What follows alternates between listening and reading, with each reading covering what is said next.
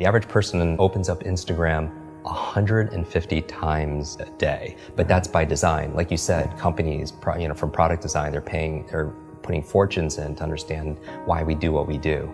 And variable reward, dopamine pops, all that stuff. Exactly. And so if you're picking up the phone the first thing in the morning, the challenge is a number of reasons. This is a challenge. First of all, there are these 4 primary brainwave states. Beta is what you and I are in right now. We're awake. Delta is when you're fast asleep. In between those 2 states, theta and alpha, are extremely important brainwave states for learning. So theta is the state right in and out of sleep. Theta is the state that we call creativity. When you are your most creative, usually it's coming because you're in this theta state. And you know this, when you're in and out of sleep, or you're close to you're so deep, your mind goes and you come up with ideas. You know what puts you in a theta state? Are showers. Oh, really? You ever notice when you're in the shower, you come up with some of your best ideas? Yeah, and your brain kind of drifts. It does, because you're in that brainwave state. So a big part of my work is taking the invisible and making it visible. When I do these demonstrations, I always tell people that I do it because I want you to see that there's a method behind the magic. That when somebody does something that's extraordinary in athletics, in education, in technology, with the human body, there's always a trail, because genius leaves clues. Above theta, though, is the state called alpha, right below beta, where you're most aware and awake. Alpha is a state of learning. Accelerated learning. It's a state of relaxed awareness. This is a state we go into when we meditate, because your critical mind is set aside and you just absorb information unconsciously. You know what puts you into an alpha state? Television. You ever notice that if somebody's watching the game or somebody's watching their favorite TV show and you're trying to have a conversation with them and they literally are in trance, they don't hear you because of the television programming? Which might be an interesting word, programming and putting people into a trance. But that's the alpha state. That's where information is just going inside your mind. So we train people how to learn languages faster, learn facts better by putting them into an alpha state, a relaxed state of awareness. And we can do that by design. And people don't realize this. And this is the whole thing. I really think this should have been taught back in school, because school was a great place to learn what to learn. Math, history, science, Spanish, important subjects on what to learn. But how many classes were on how to learn? Does that even exist these days? No, that's what I'm saying. How many classes were on how to think critically, how to make good decisions, how to solve problems, how to focus and concentrate, how to read faster, how to remember more, right? Even they teach you 3 R's in school: reading, writing, arithmetic. But what about remembering? What about recall? What about retention? Right? Socrates says there is no learning without remembering, and that's really the basis of it all. But I would say that knowing you're in this alpha theta state first thing in the morning, you're very suggestible, right? And if the first thing you're picking up is your phone, then that really is rewiring our brain for 2 things: the dangers. That's going to really decrease your level of productivity and performance. Number 1, it's training you to be distracted. And we talked about that. Every like, share, comment, everything is just making you just pay attention to everything else, and rewiring your brain. So when you're having a conversation with somebody, you can't even focus because you've trained your brain to do otherwise. And that's why mindfulness is so important, whether it's meditation or something else, because it's not that I don't meditate every single day just to be at peace and be in the Zen state. I do it because it's a mental exercise. It improves my cognitive capabilities, meaning that when my mind goes somewhere else, that's the opportunity. Because when I pull it back with my breath or visualization, I built that muscle. Because here's really the basis of my work is really about taking nouns and turning them into verbs.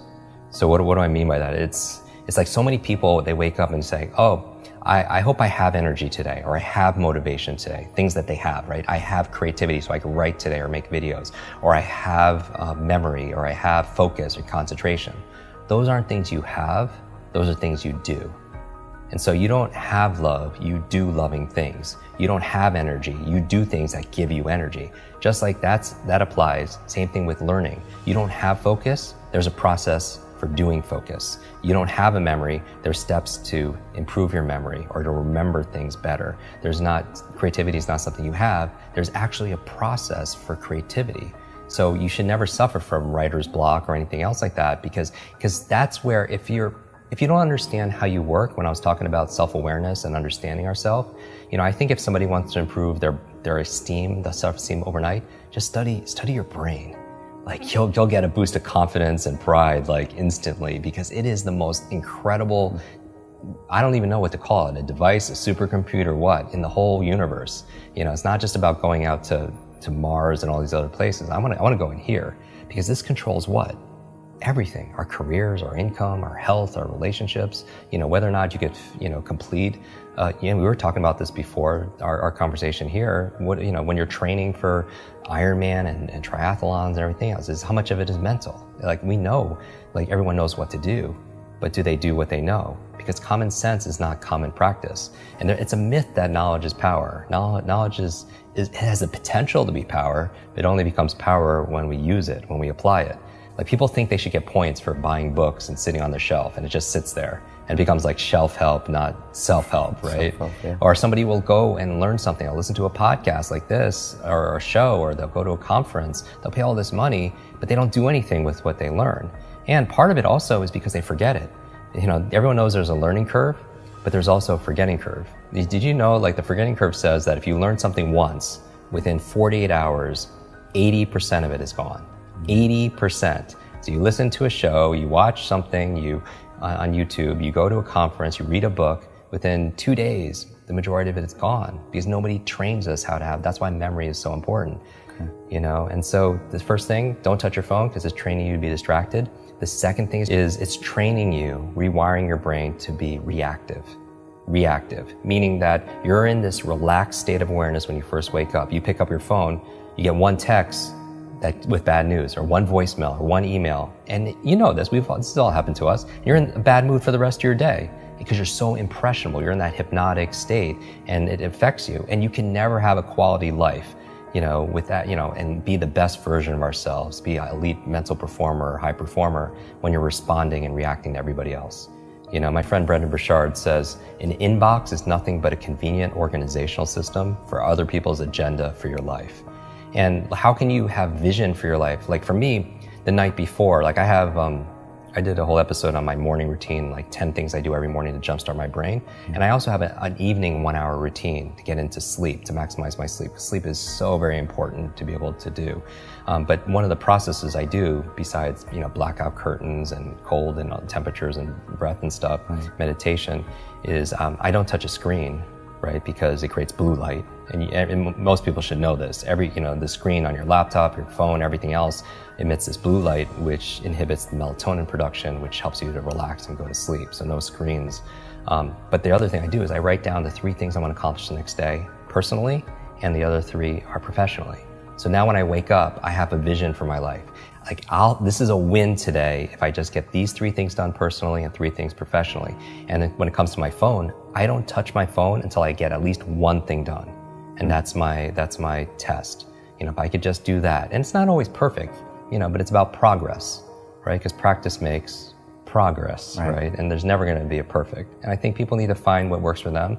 But I would say, again, to step out is don't trust yourself as the expert instead of somebody else, and test it. You know, maybe for 1 week, keep your phone outside your bedroom for just 1 week and don't touch it for the first hour a day, and spend the first hour a day being a thermostat, not a thermometer. Because a thermometer, what's a function? It reacts to the environment. And that's a kind of crappy way to like live. Not that we do react to the environment. We react to the weather, right? We react to how clients treat us. We react, but to the degree we're happy is that we have the locus, the location of control inside. Right? All the studies show that the happiest people are the ones that feel like they have the control over their happiness and not put it to somebody else, a person or a place or something going on in the economy or politics or anything, right? So a thermometer reacts to the environment, but a thermostat's different. What does that function? It sets the environment. It sets a goal, it sets a temperature, and then the environment raises to it. And so I feel like anyone who's attracted to your work or to mine, they're thermostats because they have a growth mindset. Because if they thought things were fixed, they wouldn't watch something like this. Because what's the point? It's just all predestined and it's set, and we can't grow.